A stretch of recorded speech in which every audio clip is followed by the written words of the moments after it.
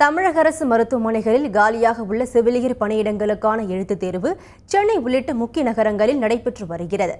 தமிழகம் முழுவதும் உள்ள அரசு மருத்துவமனைகளில் 450 ஆண் செவிலியர் பணியிடங்கள் உட்பட மொத்தம் 7243 செவிலியர் பணியிடங்கள் காலியாக உள்ளன.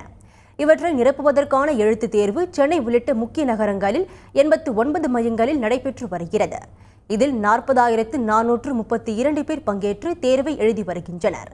முதல் முறையாக நடத்தப்படும் இந்த எழுத்துத் தேர்வில் தனியார் செவிலியர் பயிற்சி பள்ளியில் படித்து முடித்தவர்களும் பங்கேற்றுள்ளது குறிப்பிடத்தக்கது.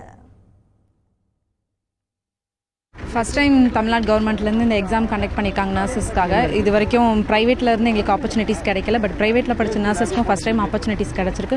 ஸோ கவர்மெண்ட்க்கு ரொம்ப தேங்க் பண்ணிக்கிறோம். எங்களுக்கு ஒரு நல்ல ஆப்பர்ச்சுனிட்டி கிடச்சிருக்கு. நிறைய ப்ரிப்பரேஷன்லாம் பண்ணியிருக்கோம், கோச்சிங்ஸ் போயிருக்கோம், நிறைய புக்ஸ்லாம் ரெஃபர் பண்ணியிருக்கோம். ஸோ நிறைய எல்லா பார்ட் ஆஃப் இதுலேருந்து எக்ஸாம்ஸில் கொஸ்டின்ஸ் வரும்னு எக்ஸ்பெக்ட் பண்ணுறோம். ஸோ நல்லா ப்ரிப்பேர் பண்ணியிருக்கோம். எல்லோரும் நல்லபடியாக இதில் நிறைய பேர் எக்ஸாம் நல்லபடியாக எழுதி செலக்ட் ஆவாங்கன்ற கான்ஃபிடென்ட் இருக்குது.